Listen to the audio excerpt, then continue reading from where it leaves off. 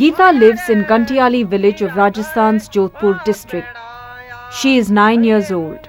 Like thousands of other girls across India, her day starts early with a load of chores. She begins by bathing her infant brother. She then feeds the goats, cleans their pen.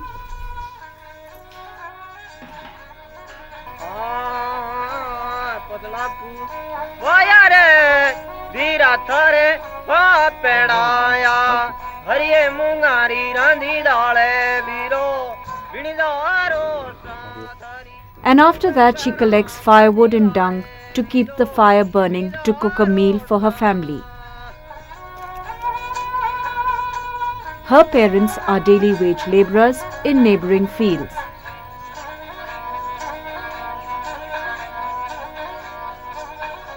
इतन कहीं बात के ना घर में क्या काम किया और कहीं के काम किया कर बाहर में जाया करके और कहीं के घर में वालों काम किया कर थारे थार घर में रमिया कर बाहर मत जाया करके हसन नो करनो कहीं के सब घरों काम मैं कर लेऊं तो तू कहीं करती स्कूल जाती स्कूल जान पच कहीं करती स्कूल जाए पच काम कर लेती कहीं बनन नहीं थारी इच्छा होती मार फूस बारी बनाना पढ़र पच थारी कहीं बनन नहीं इच्छा होती ओ इया मार तो बहन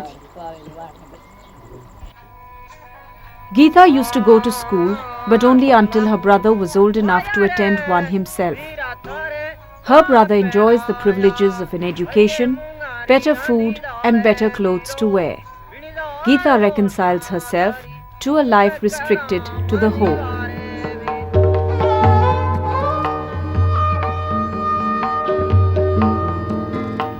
Like thousands of little girls, Geeta is a victim of a society that idolizes sons. For it's the boy that carries forward the family lineage, supports his parents in their old age,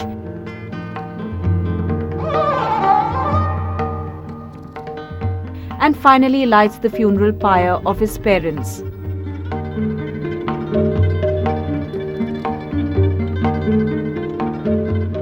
He is also viewed as a breadwinner who will toil in the fields to earn an income and fetch a hefty dowry when he gets married. The girl child, on the other hand, is viewed as a liability. She is raised only to be given away to another family in marriage. And getting her married implies heavy expenses and a dowry.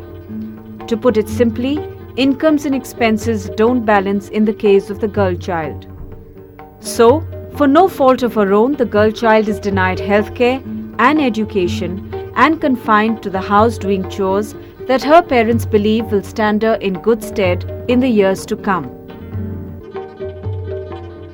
खास तो वजह यही है, वो कहते हैं कि क्या लड़कियों को पढ़ा करके और सर्विस तो करानी है नहीं, और जात चुका ये मतलब चूल्हा चौका ये घर का ही काम करना है।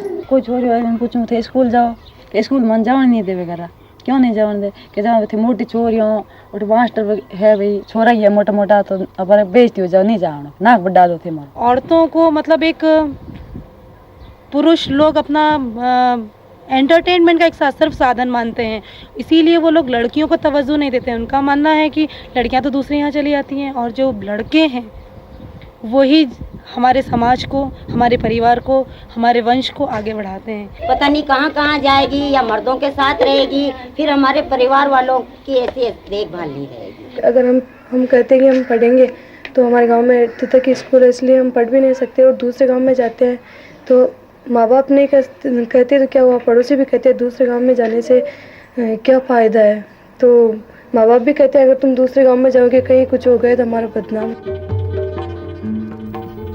Rajasthan's attitude to the girl child is archaic. This is not the case in every state of India.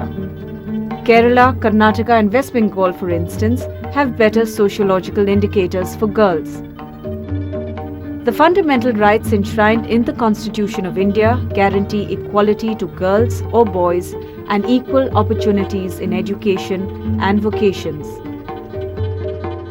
Article 14 and 15 of the Constitution of India prohibit discrimination on the basis of sex apart from religion, race, caste or place of birth. Article 15(3) allows the state to make any special provisions for the welfare of the girl child. see, if anybody's fundamental rights have been violated, they can go to a court of law and ask for enforcement of those rights. There are various protections within our judicial system to ensure that anyone whose rights have been violated can get relief from a court of law. Added protection is afforded in the Constitution through the directive principles of state policy, which safeguard the childhood rights of girls in India. Article 39 directs the state to ensure that children are provided a healthy and sustainable environment to develop with dignity. Article 45 directs the state to provide free and compulsory education for all children below 14 years of age. Article 46 mandates the protection of education and economic interests of the weaker sections of the people, thus protecting them from social injustice and all forms of exploitation. Directive principles of state policy are also, it's a section in the Constitution which provides for certain rights, and there is an obligation on the state to try to provide these rights to the citizens and to the state in their various states. But law can't change the way people feel. The desire for a male child is very strong, sometimes so strong that girl children never see the light of day. The introduction of amniocentesis provided a macabre machine to those who weren't wishing to have female children. Amniocentesis was meant to determine defects in the unborn child. Instead, it was used to determine the sex of a baby. A large percent of medical practitioners converted sex determination into a lucrative business, even justifying it by claiming that they were helping in population control. Unfortunately, it was only the population of the girl child that was being controlled and restricted. She became the casualty. A Maharashtra government survey of 1984 stated that 7,999 out of 8,000 abortions were conducted after sex determination tests. The fetuses aborted were all female. In the 1991 census, we had found that in the 0 to 6 age group, the figures were 945 female to 1,000 male. But this time, when the census reports came to us in 2001, we found that there were 927 to 1,000. And this in itself is proof of the fact that something is happening to the girl fetus. Prenatal Diagnostic Techniques, Regulation and Prevention of Misuse Act was enforced in 1996. Under this act, determining the sex of a fetus became a crime. Doctors, mothers and relatives were now liable to pay fines ranging from Rs 10,000 to Rs 50,000, and jail terms ranged between 3 to 5 years.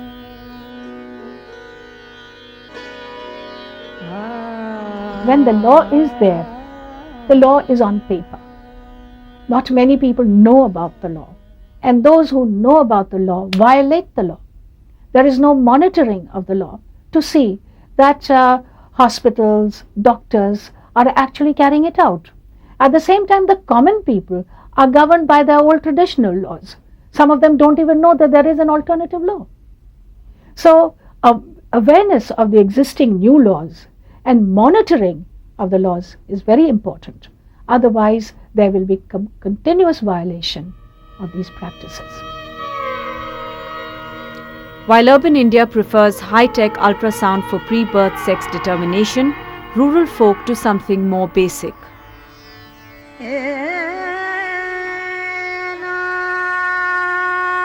Tagu Devi lives in Barmer district of Rajasthan. She is a midwife or dai who explains how newly born girls are done away with.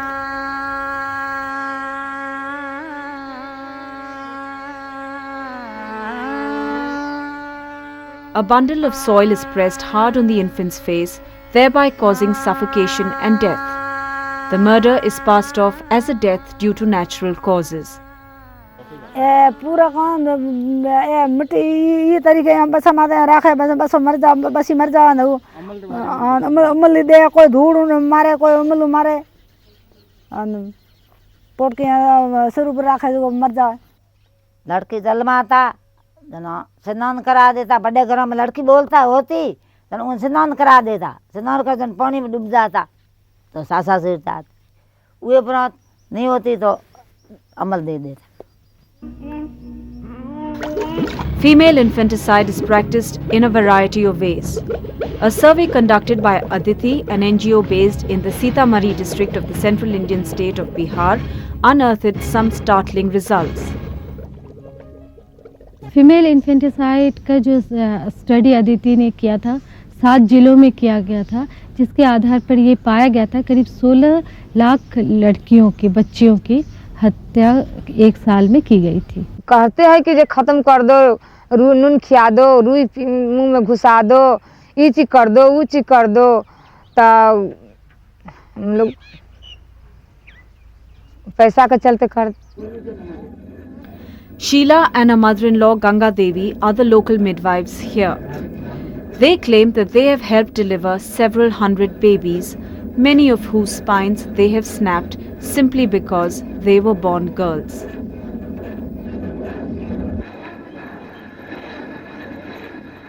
बातें के बातें कि हम घनेरो मार ले छी, हम ये ना कह के हम एगो दूगो मार ले छी, हम घनेरो मार ले छी। This is despite the fact that female infanticide was banned by the British over 130 years ago.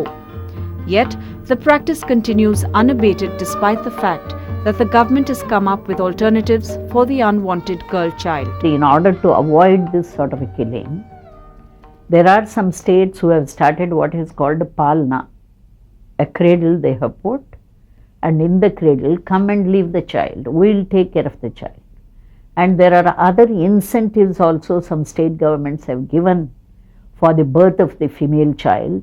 They will give some incentive until they grow to the age of 18, the age of majority and all that, for education, for so many things. The girl child who makes it past the womb and into the world presents another set of problems to her parents.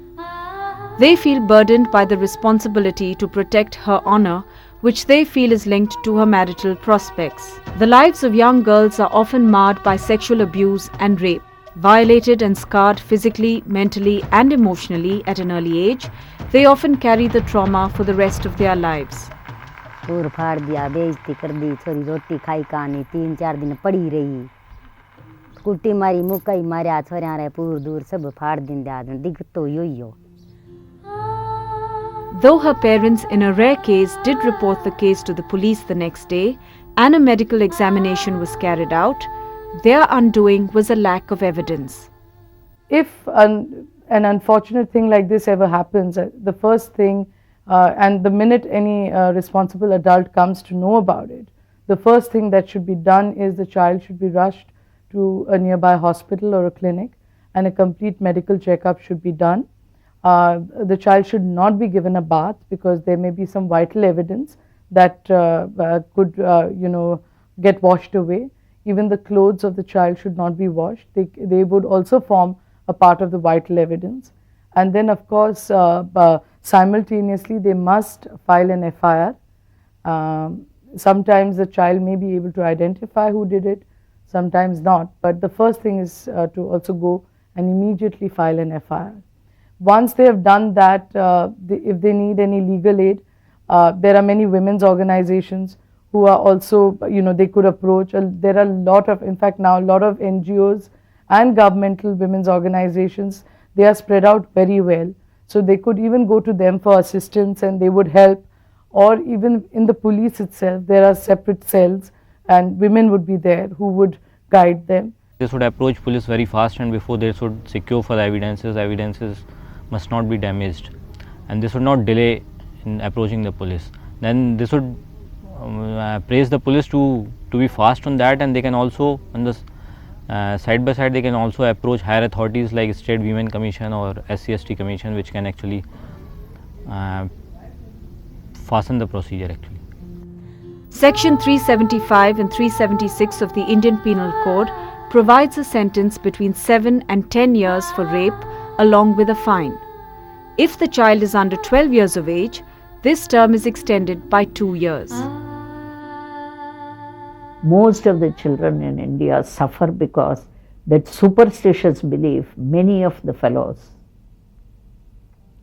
they who have certain diseases, sexual diseases, so they have a superstitious belief that they can get over it if they rape a virgin, a small child. The younger the child, the better. कानूनों की बात है, उसमें ये है कि लोगों की मानसिकता बदलने की जरूरत है। कागजों में कानून बनने से क्या है, जब तक मानसिकता चेंज नहीं होगी तो कानून बहुत सारे बन जाए। If rape is considered difficult and humiliating to prove in court, in cases of child sexual abuse, redressal of grievances is practically impossible.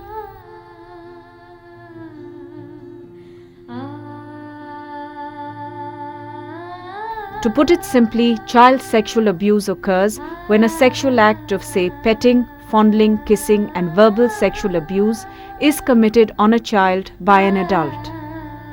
And unfortunately, there is no specific legislation in India which deals with this abuse.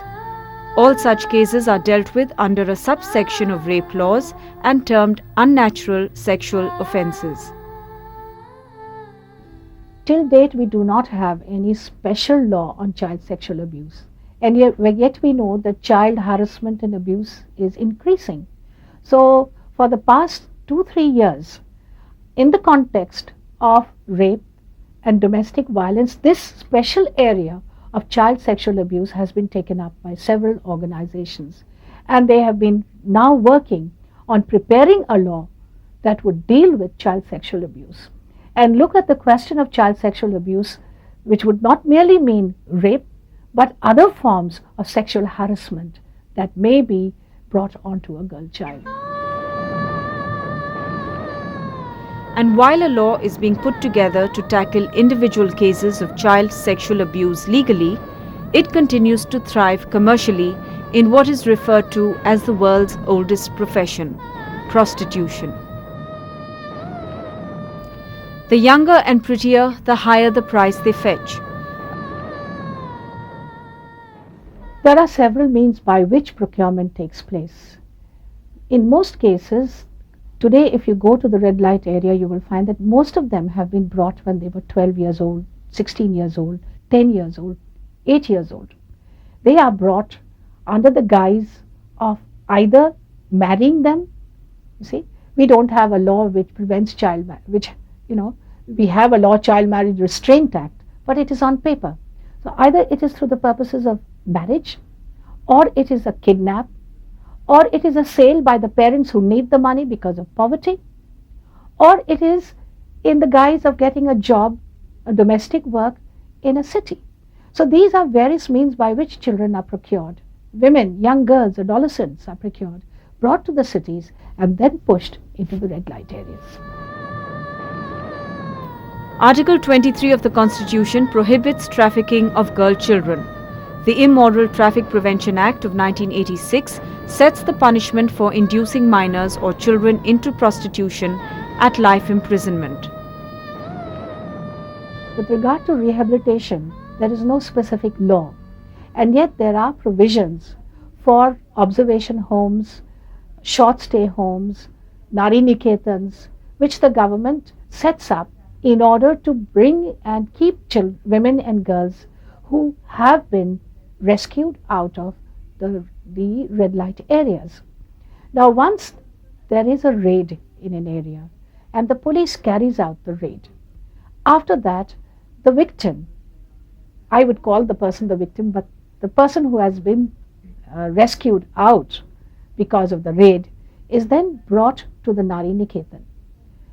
After that, the person is produced in court, and then the court can say where the person will go, whether the person has to be rehabilitated in her own hometown, or whether the hometown is not willing to take the child or the woman, then she is left in the Nari Niketan till any further possibility is available.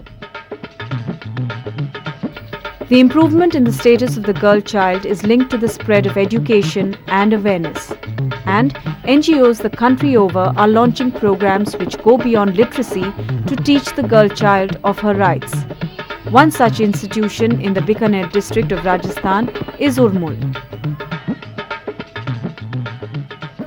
हम जैसे ये किशोरी बालिकाओं के साथ काम करते हैं, हम हर महीने इनके साथ एक बैठक करते हैं और जो ये बच्चियां खुद शिविर से जाती है और कुछ बच्चियां छूट जाती है वो भी इनके साथ आके महीने में एक बार बैठक होती है। उसमें हम हेल्थ के बारे में या लड़का लड़की के भेदभाव में या इनके माहवारी में क्या क्या सावधानियां रखनी चाहिए इनके बारे में हम इनसे चर्चा करते हैं, फिर इनका फॉलोअप भी करते हैं। तो इनमें काफ़ी परिवर्तन मिलता है हमको और ये लड़कियां आगे चल के उन बच्चियों को भी बताती है जो बच्चियां इनके साथ नहीं बैठ रही है और गांव में भी अपने परिवार में बताती है सारा और ये जानकारी उनको देती है। बीकानेर में बालिका जन सुनवाई है, जिसको कि महिला आयोग, राजस्थान में एक महिला आयोग है जो कि महिलाओं के बारे में सोचता है। तो जितनी भी बालिकाएं हैं वहाँ पे बालिकाओं की समस्याओं के बारे में सुना जाएगा। अब जैसे कुछ समस्याएं तो सबकी एक जैसी होती हैं, जैसे शिक्षा की समस्या है, स्वास्थ्य की समस्या है, तो कुछ उसकी सुनवाई होगी। लेकिन कुछ समस्याएं ऐसी होती हैं कि किसी लड़की की, बालिका की अपनी खुद की समस्या होती है, तो वो समस्या की सुनवाई भी वहाँ पे होगी। The problem is not that there are no laws. The problem is that law enforcement lacks teeth.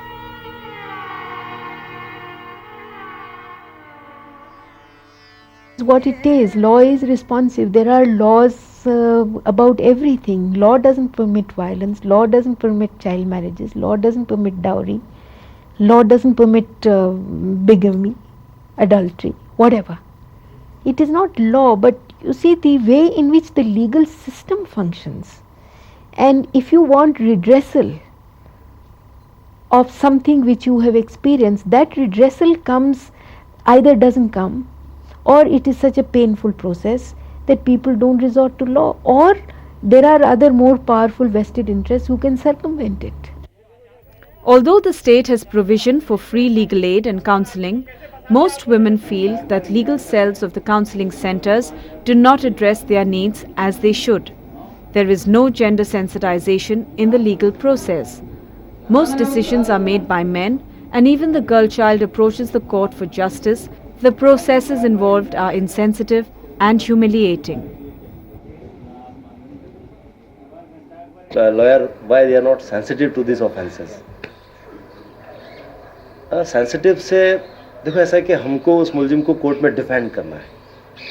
एक लड़की जिसके साथ बलात्कार हुआ है वो कोर्ट में आती है, तो I have to put all the questions to defend my accused. मैं अगर वहाँ सेंसिटिव उस लड़की के प्रति हो गया तो I shall not be justifying my job, my profession. उस एक्यूज के साथ मैं जस्टिफिकेशन नहीं कर पाऊंगा, मैं उसको प्रॉपर्ली डिफेंड नहीं कर पाऊंगा। So I have to be indifferent in court. ये आप बात नोट कर लीजिए, गांधी जी आएंगे तो भी वही लगेंगे और मैं लूँगा तो भी मैं। आप बोलते हो 1 रुपए में टाइप होता है, आप हमारे भी दावे टाइप करवा दीजिए। 1 रुपए में कोई नहीं लेता है।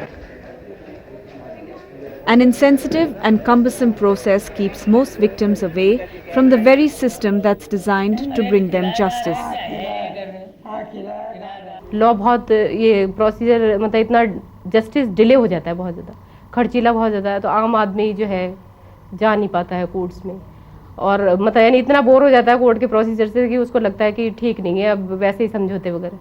इसके अतिरिक्त कानून के अलावा हमारे यहाँ जो पंचायत सिस्टम और ये पुराने परंपरागत लॉ जो है सोसाइटी में इतना ज़्यादा अभी भी महत्व रखते हैं कि एनकरेज करते हैं मतलब उस चीज़ को कि भाई लिटिगेशन नहीं होना चाहिए।